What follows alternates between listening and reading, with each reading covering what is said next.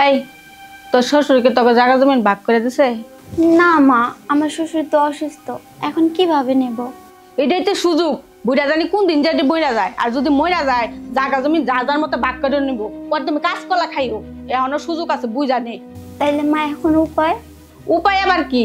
তোর জামাই রে ভালো করে বুঝা। তোর জামাই যদি ভালো করে না বুঝে তাহলে আমার বাড়িতে নিয়ে আয়, আমি বুঝাবো। ঠিক আছে মা, ও আসলে আমি ওকে বুঝিয়ে বলবো। এখন তাইলে আমি উঠি। যাবি মানে? দুপুরে খাওয়া দাওয়া করে পরে যা। না মা, এখন ও আবার বাসায় চলে আসবে। মাই একটা পেটে রাখছিলাম, বুদ্ধি জ্ঞান একটুও নাই।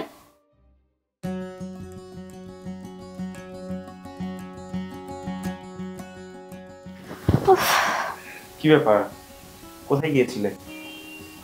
একটু মায়ের বাসায় গিয়েছিলাম। আজকে হঠাৎ করে মার বাসায়? হ্যাঁ, মাকে একটু দেখতে গেছিলাম। তো আজই চলে আসলে, একটা দিন থেকে আসতে পারতে। আসলে তুমি তো একা, আর তুমি তো আমাকে ছাড়া থাকতে পারো না, তাই চলে আসছি। ওরে আমার লক্ষ্মী বউ রে। শোনো না, তোমার সাথে একটু ইম্পর্টেন্ট কথা আছে।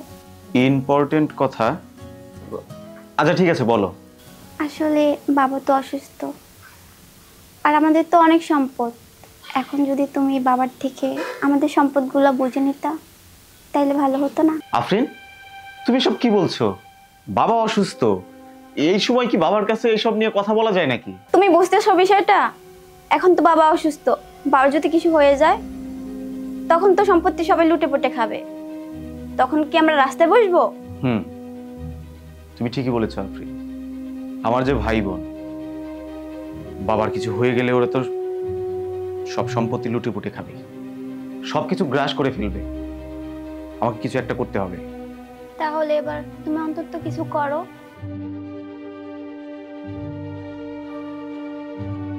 তুমি নাস্তা রেডি করো।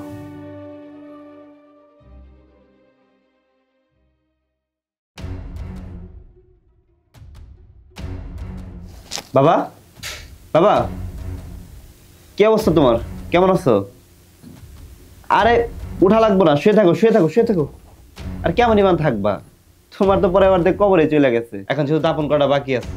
আচ্ছা যাই হোক, আমি যে বিষয় নিয়ে আসছি সেটা বলি। আমার বাগে যে সম্পত্তিটুকু আছে আমার দিয়ে দাও। আর শোনো, মার্কেটের পাশে যে বড় জমিটা আছে ওইটা তুমি আমারে দাও।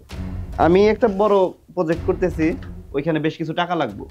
এই যে পেপার নিয়ে আসছি, দিয়ে দাও আমার। আরে যতই না করো কোনো কাজ হবে না, তোমার এই শক্তি নাই যে তুমি কাহিনী করবে। আরে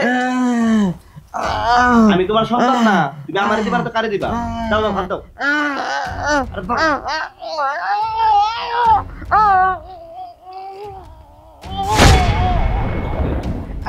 আরে যা, আমার কাজ শেষ। শোনো, তুমি যদি মরে টরে যাও, কেউ যেন আমার কলতে বিরক্ত না করে। আমি কই না কই থাকি, কোন দেশে থাকি, তাতে কোনো ঠিক ঠিকানা নাই। তাহলে বাবা আমি আসি। আসসালামু আলাইকুম।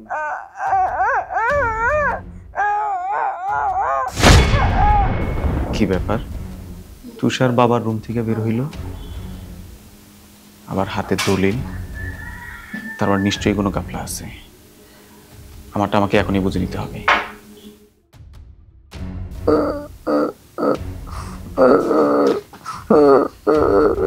বাবা, এটা তুমি কি করছো? তুমি আমাকে না দিয়ে ছোট ভাইকে আগে দিয়ে দিছো, এটা তো আমি মানতে পারবো না। তুমি কেমন বাবা? বাবা, তুমি আমার বাসায় থাকো, আমার বাসায় খাও, তোমার এই যে তুমি অসুস্থ হয়ে পড়ে রইছো, তোমার ট্রিটমেন্টের সকল খরচ আমাকে দিতে হয়, তারপরেও তুমি ছোট ভাইকে দিয়ে দিছো, এটা তো আমি কখনোই মানতে পারবো না। এটা তুমি কাজ করছো, তুমি তো বাবা না, বাবা নামের কলঙ্ক। তুমি কিপটা বলছি এখানে।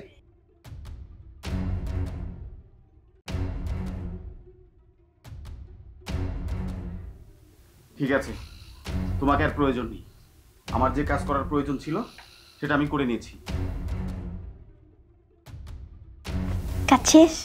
একদম শেষ। আচ্ছা এক কাজ করি, আমরা আর এই বাসায় থাকবো না, আমরা নতুন একটা ফ্ল্যাট নিয়ে সেখানে থাকবো। হ্যাঁ চলো।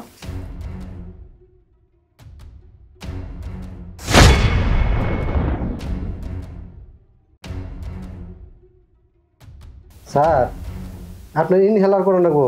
স্যার, স্যার, ও স্যার, কথা কোন লেখে স্যার?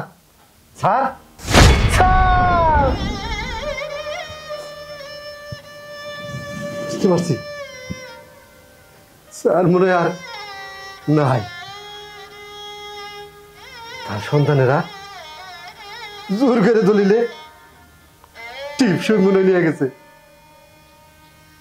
সেই সুখে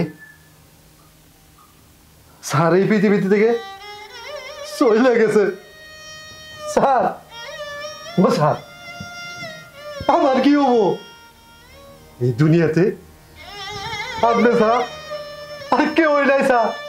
স্যার, ও স্যার।